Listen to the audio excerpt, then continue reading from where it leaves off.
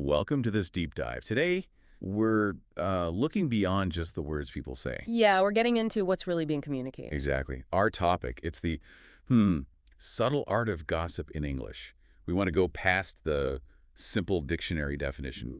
Explore the hidden rules, the nuances. Right. And the goal, really, is to help you navigate social stuff with a bit more confidence, understand those unspoken messages. And we're drawing from some great material today, an English with Confidence lesson.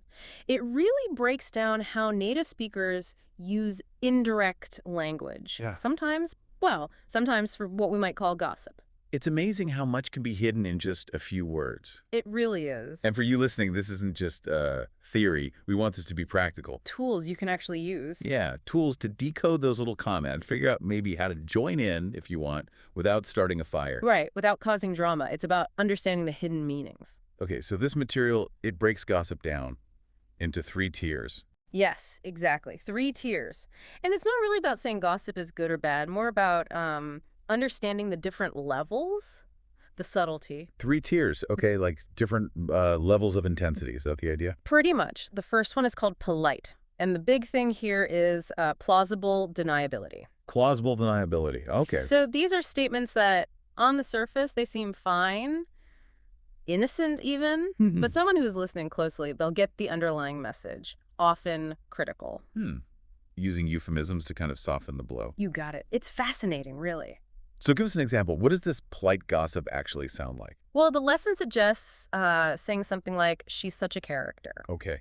She's a character. Sounds maybe quirky. Right. But it can often be code for she's chaotic. It's a way to point out someone's maybe unpredictable nature without being direct. Why do you think we do that? Use that indirectness. Well, it feels safer, maybe. Like you're putting it out there but not fully committing. Lets you backpedal if needed. That's a good way to put it. Creates distance. So it's another one. Another example from this polite tier. How about he's very confident? Okay, confidence is usually good, isn't it? Usually. But the lesson points out this can easily mean he's insufferable, It highlights the confidence, but implies it's just too much, annoying. Ah, right. So it implies arrogance without actually saying arrogant. Exactly. Yeah. You keep that veneer of politeness, but the message gets through, like a little verbal wink. Okay, so that's the polite zone, kind of dipping a toe in. What happens when things get a bit more obvious? Well, then we move to tier 2, spicy. And the advice here is proceed with caution. Spicy. Okay, caution advised. Yeah, these phrases are definitely more gossipy. That plausible deniability, it starts to wear thin. It's clearer you're passing on something sensitive. Gotcha. So spicy gossip. What phrases are we talking about where the implication is stronger? A classic example from the material is, I heard they might be dating. Okay, I heard. That already distances you a bit. Right. But the real meaning lurking underneath, according to the lesson, might be closer to, they were making out at the bar. Much more suggestive. Ah, so it hints at something much juicier, but frames it as hearsay. Exactly. What do you think the social function is there? Well, like you said, distance. Yeah. You share the gossip, but if it's wrong, hey, I just heard it, right? Not my fault. Perfect deflection. What's another spicy one? Where the intent is pretty hard to miss. Oh, the classic. Allegedly. Ah, yes, allegedly. The lesson nails this one. It sounds careful, like you're acknowledging a lack of proof, but often it just screams, this is 100% true, but I don't want the blame. Right, it's like a legal footnote for gossip. Totally. Everyone understands that verbal shrug. Why do you think that one word is so powerful? It's that disclaimer, isn't it? Not stating this as fact. Butte. The implication just hangs there. Couldn't have said it better myself. Okay, so we've gone from polite nudges to spicier implications. What's the final tier? The riskiest one. That brings us to HR violation, and the instruction is blunt. Abort mission. Abort mission. Okay, sounds serious. It is. This is where gossip really crosses the line. Could lead to actual trouble, professional, social. The negative consequences are very real here. Yikes. Okay, examples, please. What lands you in HR violation territory? The material gives the example. Did you see what she wore? Maybe followed by, like, a thinking face emoji, if it's written. Ah, boy. Judging appearance. Exactly. The lesson suggests this kind of thinly veiled judgment basically means HR wants a word. Like, the outfit is inappropriate for work. It's commentary that could easily slide into unprofessional conduct, even harassment. Yeah, that's definitely different. It's not just chatting. It's potentially affecting someone's job or how they're treated. Right. The intent shifts from sharing info, however spicy, to judgment with potential real-world impact. And this reminds me, the source material actually had that listener story. It fits right in here. Oh, the one about she's interesting with a smile. Yeah. And the friend was totally shocked. Yeah. What did you find telling about that? It just perfectly showed how much context and tone matter, doesn't it? Totally. The speaker probably meant it neutrally, or maybe even slightly positively, but the friend read the smile, the vague word, and assumed the worst. It really shows how subjective it all is, how easily signals get crossed. Makes you realize how much communication happens between the words. Absolutely. And the lesson actually moves on from there to explore something called gossip grammar, passive-aggressive edition. Ooh, passive-aggressive grammar. Love it. Yeah, it looks at how grammar itself, specific phrases, can deliver those negative hits indirectly. Politeness as a weapon, almost. Okay, this sounds like advanced level stuff. Where do we start? First up, Southern Belle brutality. Don't let the name fool you, though. Southern belle brutality. Intriguing. These expressions, they often sound so sweet, right? But they can be incredibly cutting. The politeness is almost camouflage. Okay, I need examples. Give me some of that sweet tea with a shot of arsenic. All right, how about the classic, bless your heart? Ah, there it is. The big one. The lesson flat out says it can often mean you're dumb as rocks. It's got that layer of sympathy, but boom, harsh judgment underneath. Why do you think that one has such a bite? It's the contrast, isn't it? Yeah. The words are so kind, but the implied meaning is so not. It feels deliberate. Like a velvet glove hiding an iron fist. Exactly. What's another one? Another Southern charm that's actually hidden barb. How about, oh, you tried? Ouch. I think I've heard that one. Delivered with the right tone. It sounds encouraging, but it really means this is a total disaster, but I'm being nice. Acknowledges effort, dismisses the result completely. Wow. That forced positivity almost makes it worse, doesn't it? It kind of does, like a participation trophy for failure. So, regional flavor can add a whole other layer. Mm. Okay, where does our grammar tour take us next?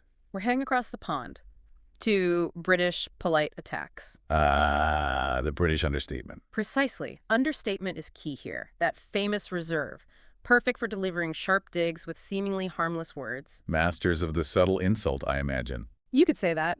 Take the phrase, that's a choice. Okay, that's a choice. Yeah. Technically true of everything. Exactly. But the lesson says it often implies, this is hideous, but I'm far too polite to say that out loud. It's damning with faint praise, isn't it? It really is. It makes you read between the lines. So subtle, yet so clear. What's another British gem? I'll bear that in mind. Sounds positive. Like you're considering it. Sounds like it. But according to the material, the real meaning is often closer to, I will ignore this forever, but I'll say this nicely so you go away. Uh-huh. A polite shutdown. Fantastic. It's efficient. So, Southern charm, British reserve. The language is full of these traps. But it's not just social, right? The lesson talks about the workplace, too. Oh, yes. Next up is corporate code. Because even in the office, where things are supposed to be direct, gossip and indirect communication definitely find a way. Corporate code. Okay, I bet there are some classics here. What should we listen for around the water cooler or the Zoom call? Well, let's circle back. The lesson highlights this one. Yes. The circling back. Often it's just a polite way to say, this conversation's going nowhere, or I don't like this idea, let's just stop talking about it. Tables it without a direct no. Yeah, creates that illusion of progress, maybe. Like, you're going to deal with it, eventually. Right. But often means never. Okay, what else? Another corporate phrase, hiding a secret meaning. How about the very pointed, per my last email? Ooh, chills. That one feels sharp. It is. The lesson basically translates it to, read it, you insert frustration here. It's passive-aggressive shorthand for, you clearly didn't pay attention. And the lesson used a peach emoji for that frustration. It did, which, online often stands for, someone being a bit of a butt. Adds that modern visual passive aggression. Wow.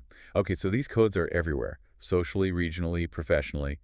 And there was a pro tip, too, something extra. Yes. The deceptive power of adding just saying at the end of a sentence. The just saying escape clause. Exactly. It's an attempt to make anything, even a really pointed comment, sound casual. Like, oh, this just popped into my head, even when it definitely didn't. Why do people tack that on? It's like throwing a verbal smoke bomb, Uh-huh. right? Say the thing, then quickly add, Just saying. Yeah. To soften it or deny responsibility. See how it lands. Couldn't agree more. It's a way to hedge your bets. Okay, so we've learned how gossip gets disguised. But what if you're the one being accused? Does the lesson offer any defensive maneuvers? It absolutely does. The next bit is gold. How to deny everything. Essential skill for navigating these tricky social waters. Deny everything. Okay, I'm taking notes. What are the key strategies? Strategy number 1, the who me face. The face. Yes. The lesson stresses practicing wide-eyed innocence. Project complete cluelessness when someone implies you've been gossiping. Why does that work? Well, if you look genuinely baffled, it makes the accuser maybe doubt themselves, right? Maybe they misheard. Social camouflage. Exactly. But what about words? What can you say? Good question. Any phrases? Yep. Phrases that sound innocent, like saying, I heard that some people think. Ah, the vague some people. Right. You introduce the idea, the gossip, but you attribute it to these mysterious some people. Conveniently, it's probably what you think too. Creates that deniability again. Wasn't me, I just heard it. Allows you to float the idea risk-free. Precisely. What's another one? Another phrase that sounds innocent but isn't quite. Let's hear it.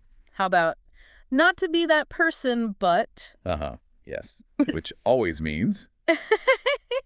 You are absolutely about to be that person. Huh. The lesson points this out hilariously. It's like you're acknowledging the rule you're about to break. A preemptive apology that changes nothing.